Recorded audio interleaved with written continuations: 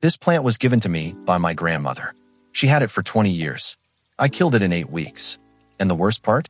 I thought I was doing everything right. Today, that same plant looks like this. I did not buy anything special. I did not follow some complicated routine. I actually did the opposite. I started doing less. In this video, I am going to share 7 simple tips that completely changed my aloe. And tip number 5 is a zero-cost trick that you can do today, and you will see a difference in 2 weeks. When my grandmother gave me her aloe, she said only one thing: do not love it too much. I did not understand what she meant. So I watered it every 3 days, kept it in my sunniest window, and honestly, I even talked to it sometimes. 2 months later, the leaves were soft, brown, and mushy. The plant was gone. That is when I learned the hardest lesson about aloe. The more you care, the faster you kill it. If you are doing the same thing right now, I understand. I have been there. And today I am going to show you exactly what I wish someone had told me. Before we start, if you enjoy simple and practical plant tips that actually work, hit that subscribe button and turn on the bell. I post every week and I keep it straight to the point. Now let us get into it. The first tip is about light, but probably not in the way you think. Most people put their aloe in the sunniest spot in the house, a south-facing window with direct sun all day long. The result? Brown, crispy edges. That is sunburn. Your aloe is literally cooking. Aloe loves bright light, but not direct, harsh light. The best spot is near a window, but a few feet back. An east-facing window is perfect because it gives soft morning light without the intense afternoon rays. If you do not have great natural light, a simple grow light works just fine.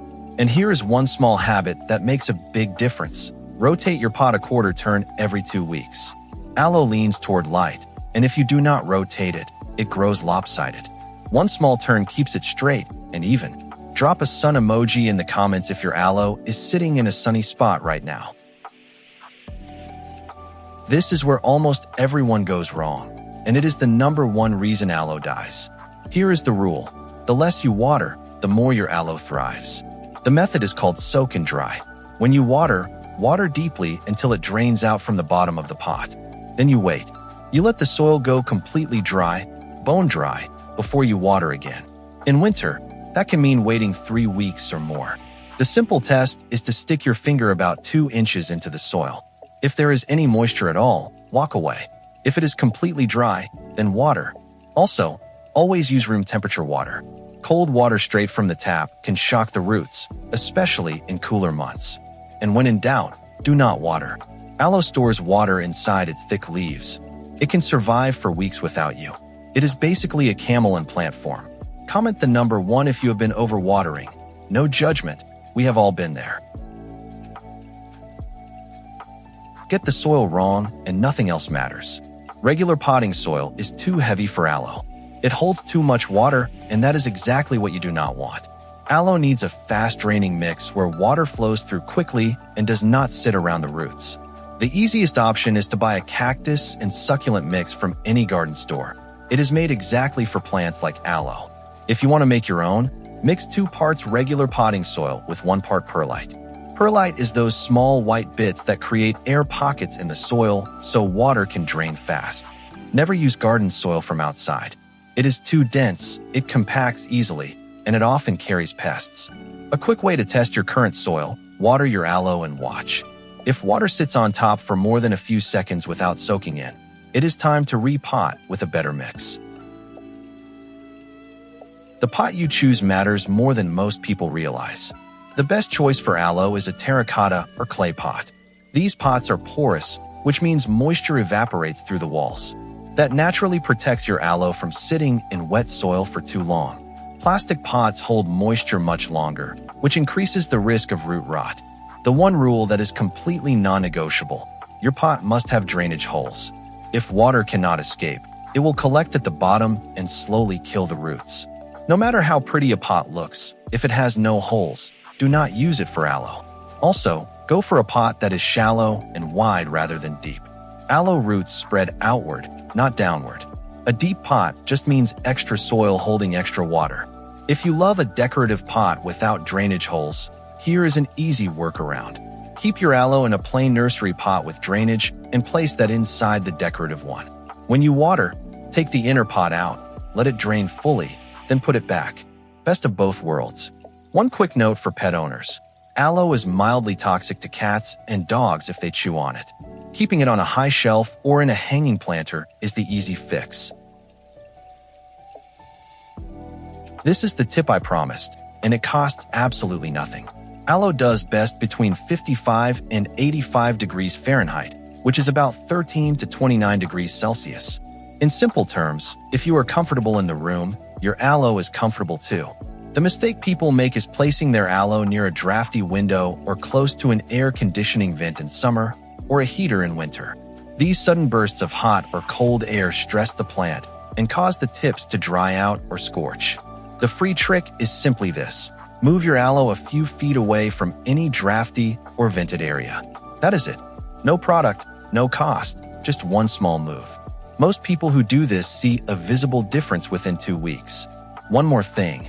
In winter, aloe naturally slows down and goes into a resting phase.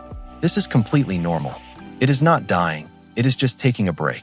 During this time, water it even less than usual and leave it alone. Comment below and tell me your zone. I would love to know where everyone is growing their aloe. This is where being lazy really works in your favor. Most houseplants need feeding every month or even every week. Aloe is nothing like that. You only need to fertilize twice a year, once in spring and once in early summer when the plant is actively growing. That is it for the whole year.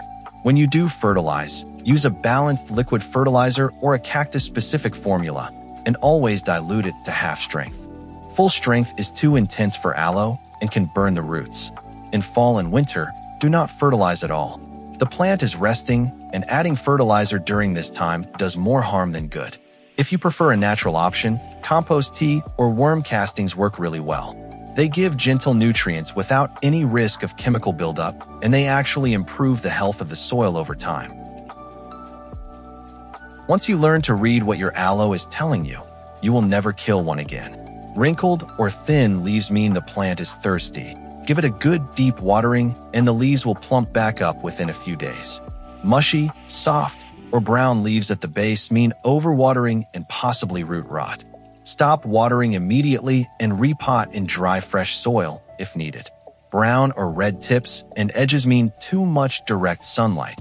Move it back from the window or filter the light with a sheer curtain. Pale or yellow-green leaves mean it is not getting enough light. Bring it closer to a bright window or add a grow light. And if the leaves are bending or flopping outward, the plant is reaching for more light.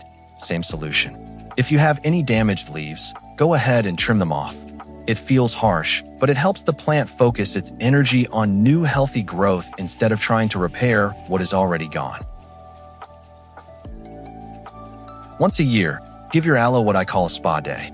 Mix some worm castings into water, let it sit overnight, and use that water the next time you water your plant.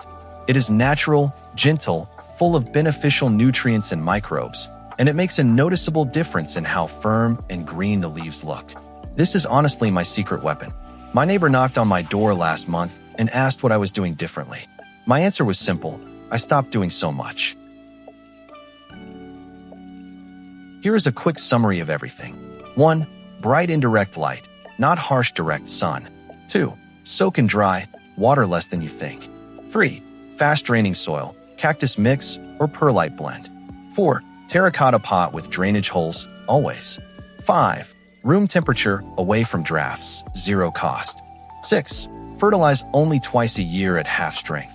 7. Read your leaves. They are always telling you something. The big picture is this. Aloe is not a plant that needs your constant attention. It is a plant that thrives when you trust it and leave it alone. The less you do, the more beautiful it becomes. If you found this helpful, please give it a thumbs up. It helps this video reach more plant lovers who need to hear this. And if your aloe is already growing little pups at the base, I have a video coming up that shows exactly how to separate and grow them. Make sure you are subscribed so you do not miss it. Thank you so much for watching. Until next time, happy growing. And remember, sometimes the best thing you can do for your plants is absolutely nothing.